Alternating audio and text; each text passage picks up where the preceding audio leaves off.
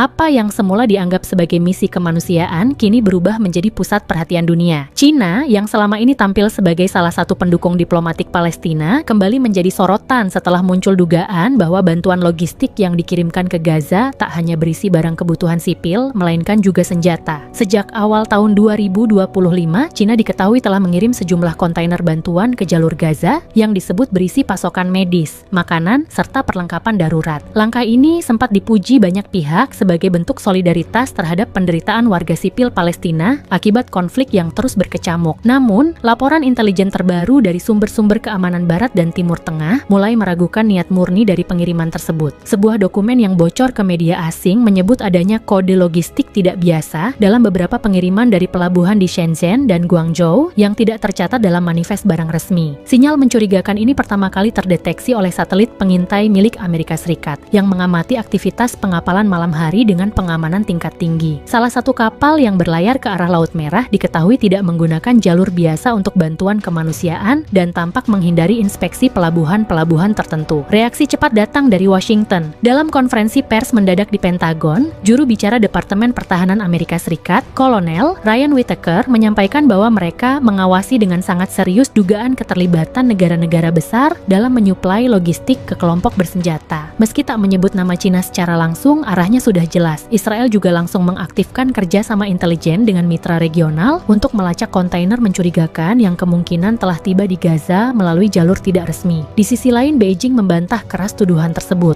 Dalam pernyataan resmi, Kementerian Luar Negeri China menyatakan pengiriman bantuan ke Palestina adalah murni kemanusiaan dan dilakukan sesuai hukum internasional. Tuduhan adanya senjata dalam bantuan tersebut tidak berdasar dan bermotif politik. Namun, tekanan internasional terus meningkat. Beberapa lembaga intelijen swasta mengklaim memiliki dokumentasi pengiriman barang yang mencurigakan dari pelabuhan Ningbo ke pelabuhan kecil di Laut Merah melalui jalur Laut Arab. Kontainer-kontainer tersebut dikirim oleh perusahaan ekspedisi yang tidak tercatat memiliki riwayat pengiriman bantuan kemanusiaan sebelumnya. Kini, dunia menanti jawaban lebih lanjut, apakah ini hanya kesalahpahaman logistik atau benar-benar operasi terselubung terbesar yang pernah dilakukan China dalam konflik Timur Tengah? Jawaban itu mungkin tersembunyi di jalur-jalur pengiriman yang tak terdeteksi radar dunia.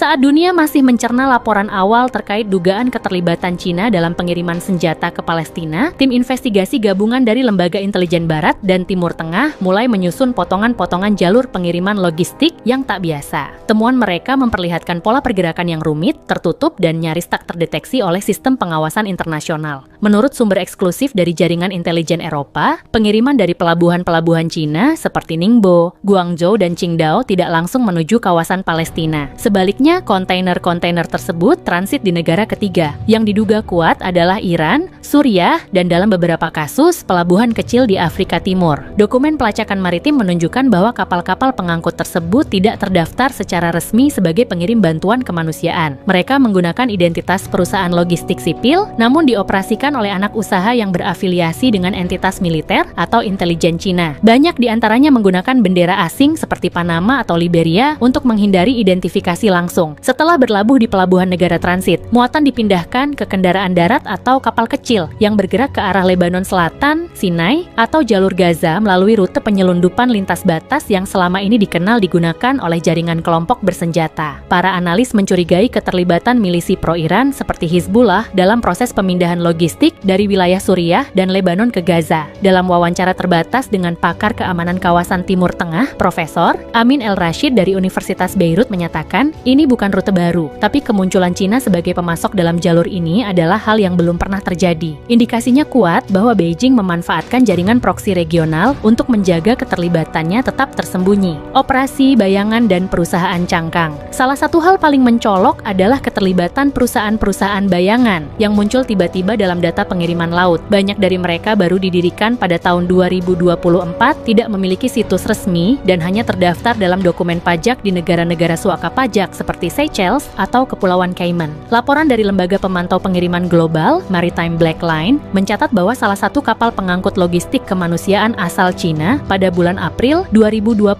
berhenti selama 36 jam di pelabuhan Bandar Abbas, Iran, dan tidak melaporkan aktivitas bongkar muat. Beberapa jam kemudian, kapal itu melanjutkan melakukan perjalanan ke Laut Tengah dan menghilang dari radar pelacakan otomatis selama 2 hari penuh. Indikasi penggunaan mode siluman, AIS blackout, sebuah teknik umum dalam operasi gelap. Kini, perhatian internasional mulai beralih ke kemungkinan keterlibatan negara-negara proksi dan jaringan militer bawah tanah yang telah lama dikenal beroperasi di wilayah Timur Tengah. Jalur yang ditempuh tidak hanya menyulitkan pelacakan, tetapi juga menyamarkan tujuan akhir, membuat pengiriman senjata dapat dibungkus dalam kemasan bantuan kemanusiaan.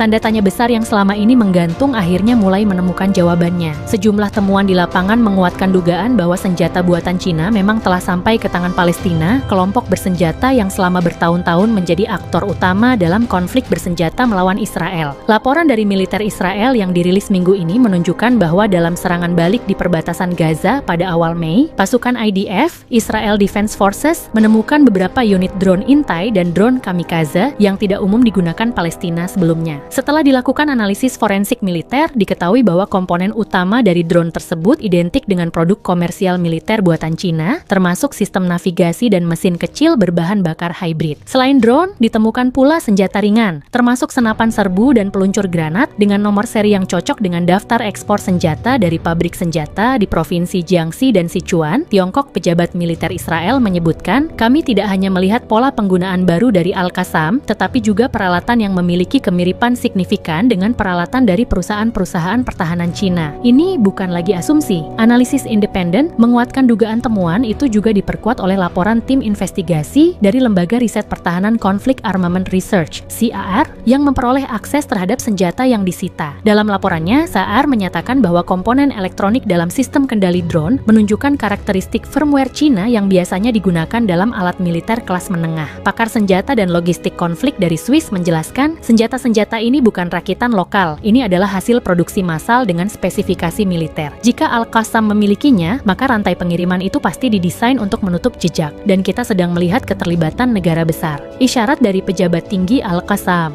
Meskipun Al-Qassam belum secara resmi mengakui sumber senjata mereka, dalam wawancara eksklusif dengan media lokal Al-Quds Channel, salah satu juru bicara faksi bersenjata Al-Qassam menyatakan, kami mendapat dukungan dari saudara-saudara di timur yang memahami perjuangan kami. Kami tidak sendirian. Pernyataan itu ditafsirkan banyak pihak sebagai kode halus atas adanya bantuan dari mitra global. Kemungkinan besar Cina, yang selama ini bersikap ambigu dalam konflik Israel-Palestina. Dengan bukti-bukti fisik di tangan dan pengakuan terselubung dari pihak Al-Qassam, skenario bahwa Cina secara diam-diam telah membantu persenjataan Al-Qassam kini semakin kuat. Temuan menghebohkan tentang dugaan keterlibatan Cina dalam penyelundupan senjata ke Palestina akhirnya mengguncang panggung global. Ketika bukti-bukti fisik mulai mengarah pada produksi militer Cina, dunia pun merespons dengan ketegangan diplomatik yang terus meningkat. Amerika Serikat dan sekutu mengutuk keras Washington menjadi negara pertama yang secara terbuka menyampaikan kecaman. Dalam pidato mendadak di Gedung Putih, Presiden Amerika Serikat menyatakan, jika benar Cina terlibat dalam penyediaan senjata kepada kelompok militan, maka ini adalah pelanggaran berat terhadap hukum internasional dan stabilitas kawasan Timur Tengah. Departemen Luar Negeri Al-Salaam segera menjatuhkan sanksi terhadap sejumlah perusahaan ekspedisi Cina yang diduga terlibat dalam pengiriman kontainer ke wilayah Gaza. Negara-negara sekutu seperti Inggris, Jerman, dan Australia menyatakan dukungan penuh terhadap langkah ISL dan menyerukan penyelidikan internasional di bawah naungan PBB. Sidang darurat Dewan Keamanan Perserikatan Bangsa-Bangsa digelar di New York. Dalam forum yang memanas itu, perwakilan Israel memutar bukti visual drone dan senjata yang disebut